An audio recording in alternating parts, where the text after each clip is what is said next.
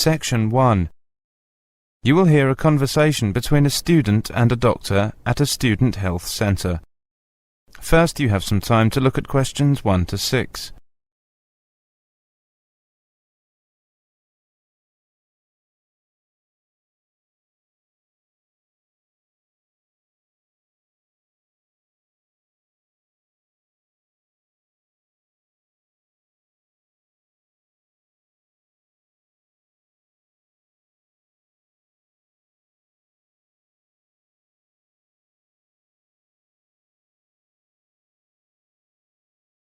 Now listen carefully and answer questions 1 to 6.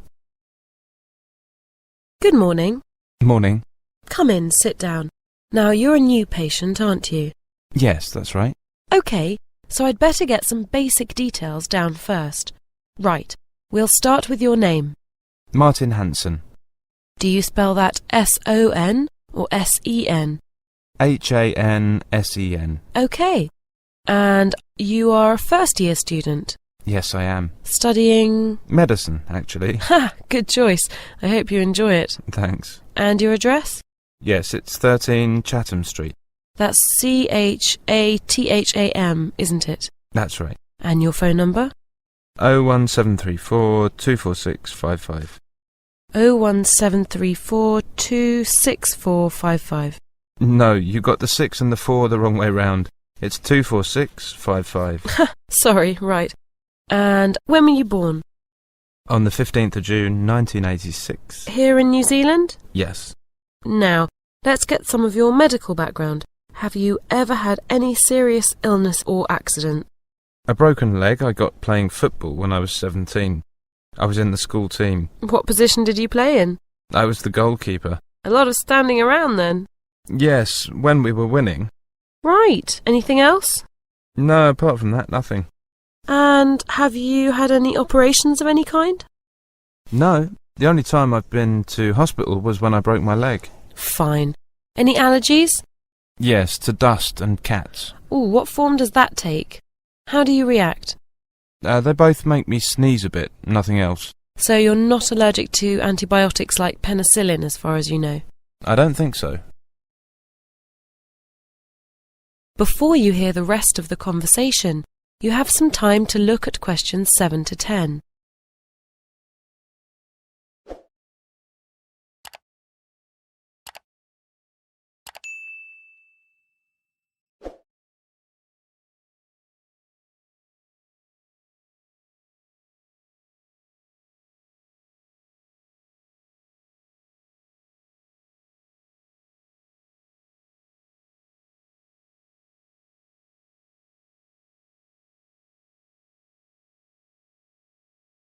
Now listen carefully and answer questions 7 to 10. Good. So what's your problem? Well, recently I've been getting this pain here, just behind my eyes and in my forehead. I see. Have you felt sick or dizzy at all, or vomited? No, not at all, though the pain is pretty intense sometimes. And how's your health generally? Have you had any colds or flu recently? I had a cold a couple of weeks ago, but that's gone. It was only a sniffle, really. Good. Are you studying a lot? Are you getting enough sleep? Yes, I'm studying quite a lot. I've got some exams coming up in December, but I'm making sure to sleep plenty. What time do you go to bed? They're usually around 11. I sleep about 8.5 hours, and I'm up about 7:30, so I have time to go jogging for half an hour before going to the university at 9. Very healthy. And has this pain kept you awake or stopped you jogging? Yes, it makes getting to sleep harder. It's much worse at the end of the day. I hardly notice it in the morning. What about food? Are you eating properly? I think so. My girlfriend cooks my meals. Right, and do you wear glasses? No. Aha, when did you last visit an optician? I don't remember. When I was a child, I suppose. OK. Well, I think first you should get that done again, just to make sure it's not the cause. In the meantime, take an aspirin or 2 when you're in pain, and come and see me again in a week. Ask the receptionist to give you an appointment with the optician. He's here on Tuesday and Thursday mornings. That is the end of section 1. You now have half a minute to check your answers.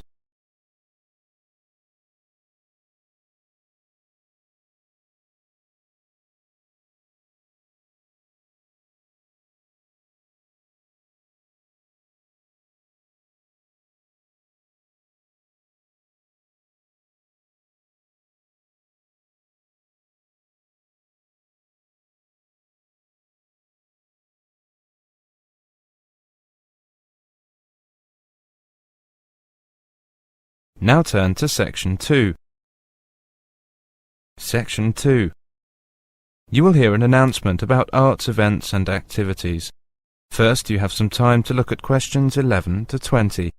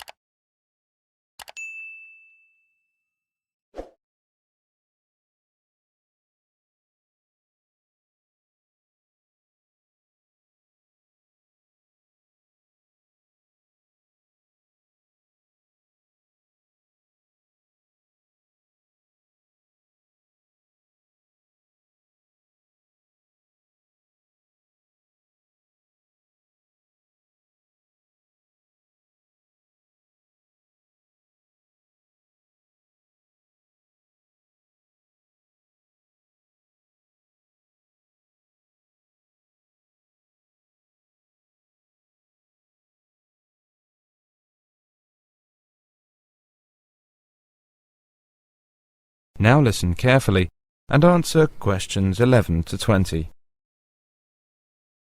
And now for some information about local events and activities.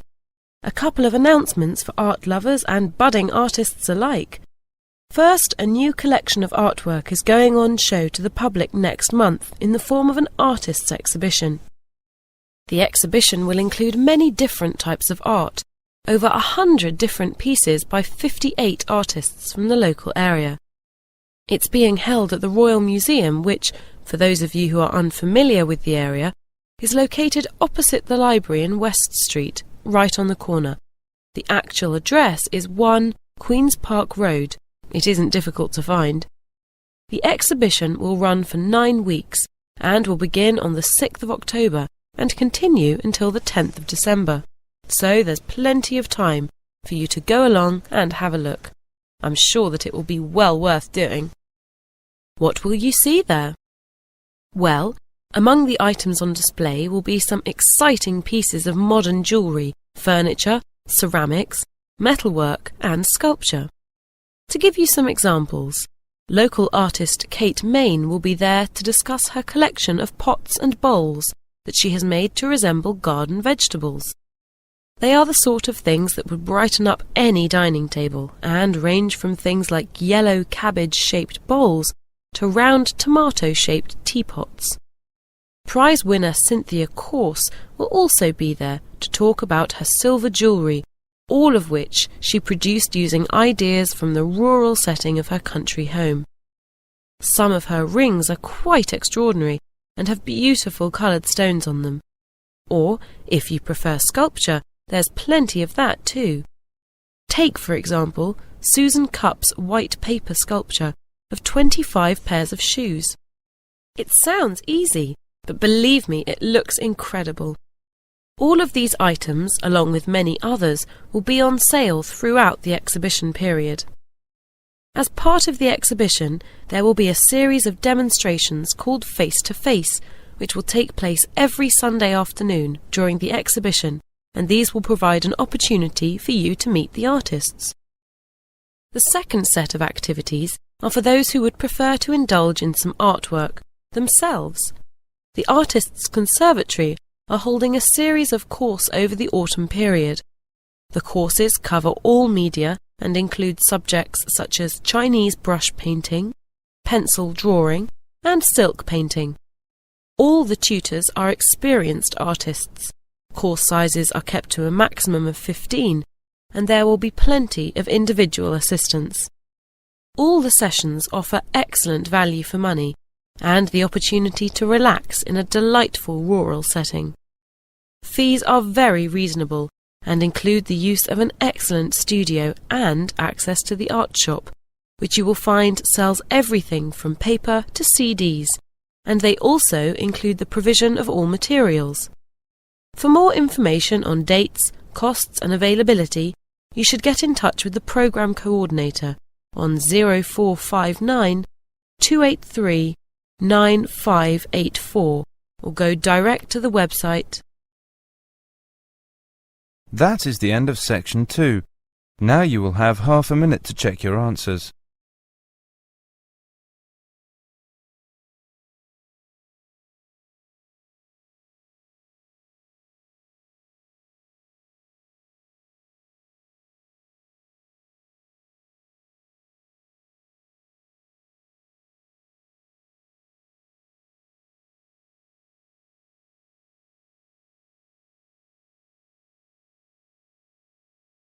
Now turn to section 3. Section 3. You will hear 3 students talking about the last tutorial. First, you have some time to look at questions 21 to 23.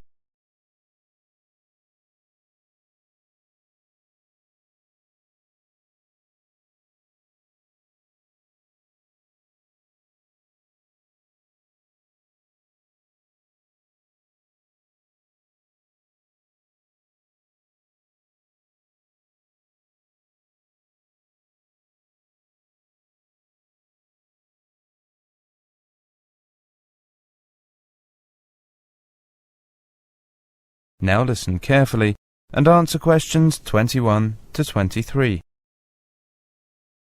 Hi Sarah. That was actually quite exciting, wasn't it? You really think so, Dave? I'm completely worn out.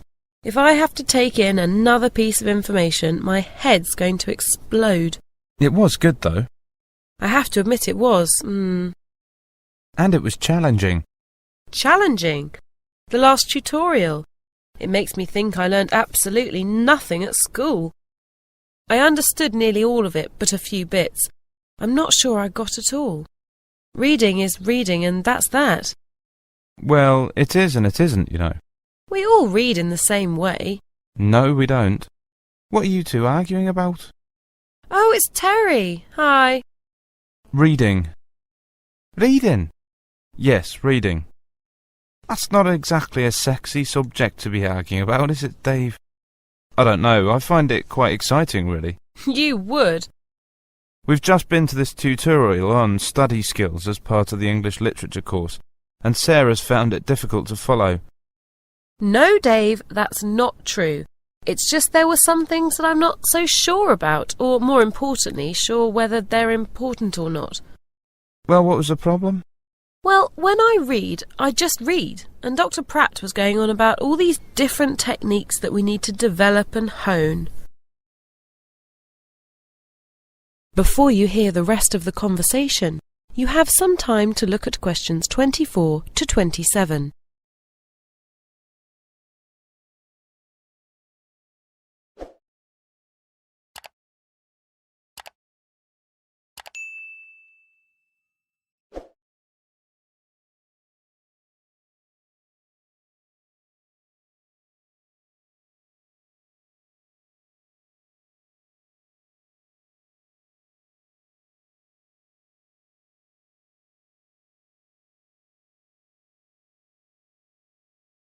Now listen carefully and answer questions 24 to 27.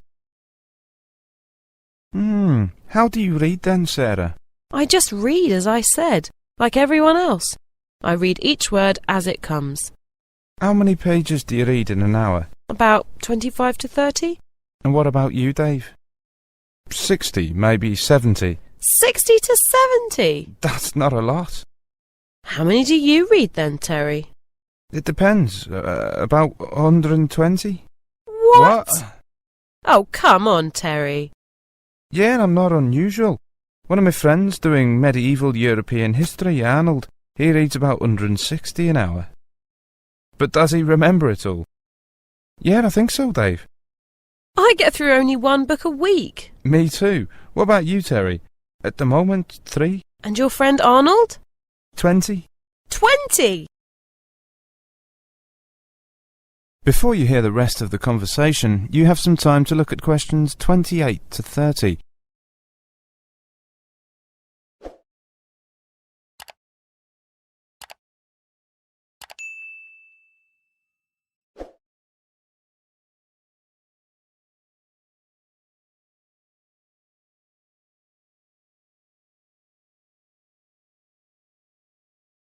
Now listen carefully and answer questions 28 to 30. In fact, what matters is that you develop your reading speed to suit the circumstances. You could still stick to your reading speed of 25 pages an hour for leisure purposes, but double your reading speed for reading journals or academic texts. If I'm scanning a text for specific information, I can just whiz through. Then when I find what I want, I'll read through the particular part very slowly. With 40 to 50 or more books to get through in a term, you can't afford to read every word. Have you always read like that? No, it's only since I've been here. I find this all very depressing. How did you do it then? In the first week of term, in the first year, we had a tutorial on reading. From Dr. Pratt. Yeah, and I felt so inadequate after the class. Well, what did he tell you? He just gave us a few basic strategies on reading, and then over the last 2 years he's been nurturing us, so that we all now work very efficiently. So he's your tutor too. You can tell us then what he means when he talks about learning to read the content words only. Well, this is obviously just the first step. If you read every a, the, to, from, was, etc., it really slows you down. Yeah? But if you train your eye to look at the nouns, verbs, adverbs and adjectives... Assuming you know what they are. Well, then the big words. Then you automatically increase your speed. Yeah, that makes sense. Right. I think I'm going off to the library to start. Thanks for the tutorial. Anytime. I'm off to the sports centre. By the way, what was your reading speed per hour when you first came here? 25? That is the end of section 3. You now have half a minute to check your answers.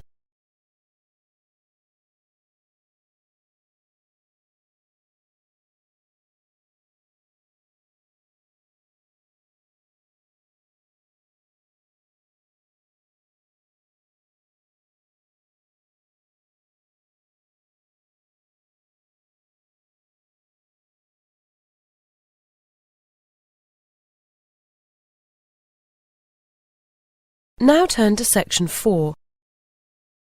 Section 4. You will hear a lecture about coastal environmental problems. First, you have some time to look at questions 31 to 40.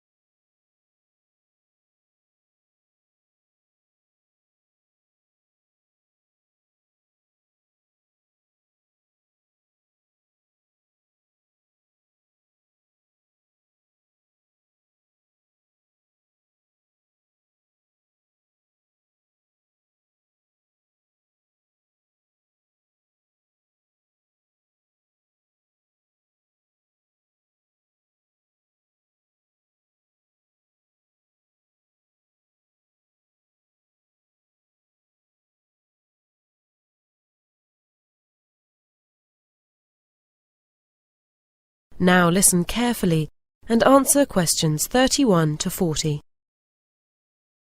Good afternoon, everyone. Today we have with us Mr. Kevin Ackroyd, a representative from the Department of Environment, to outline the results of last year's inquiry into environmental problems along the coastline. Mr. Ackroyd, please. Thank you, Ms. Cranston. Good afternoon, everyone. Perhaps it would be best if I first outline for you what I plan to talk about. I'll begin with some background to the inquiry looking at the new demands we are making on our old resources, so to speak, and go on to give some idea of the conclusions we came to in our inquiry. Okay, first the background.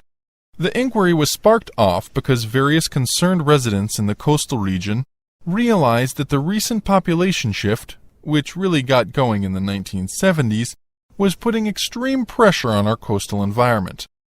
Over the past 2 decades, half of the country's population growth has been in the non-metropolitan areas. Today, 9 out of 10 people live in the coastal zone.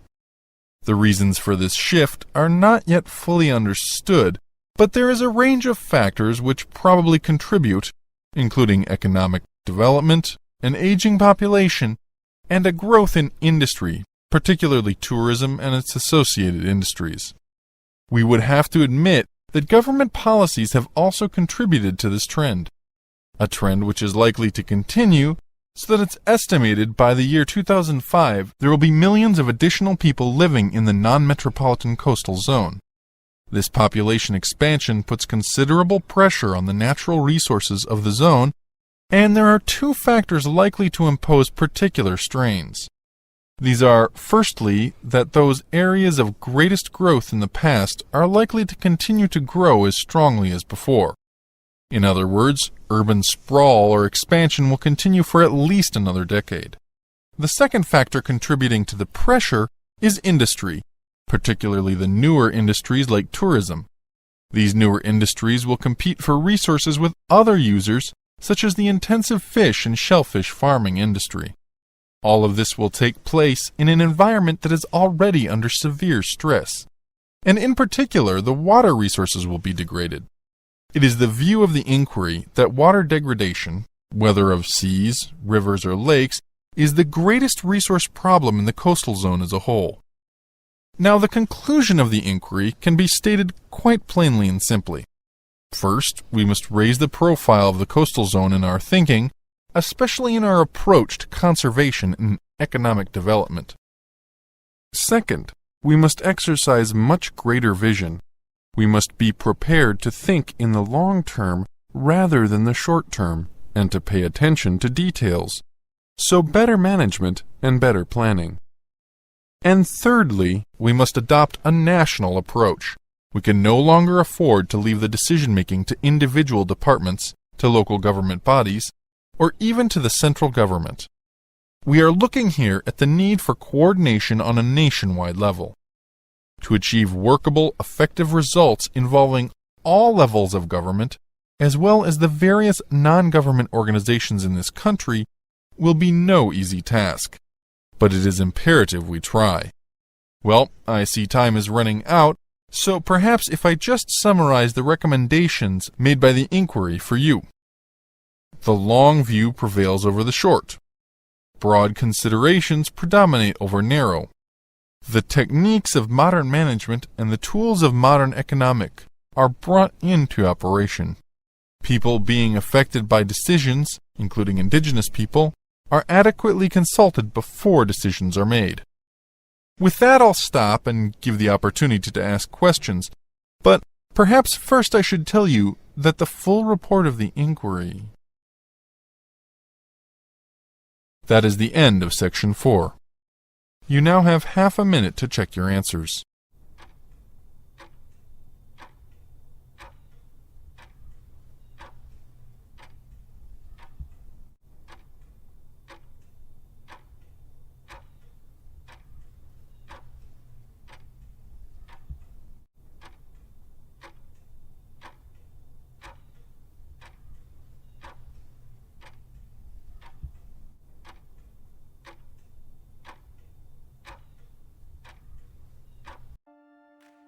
That is the end of listening test, the IELTS test.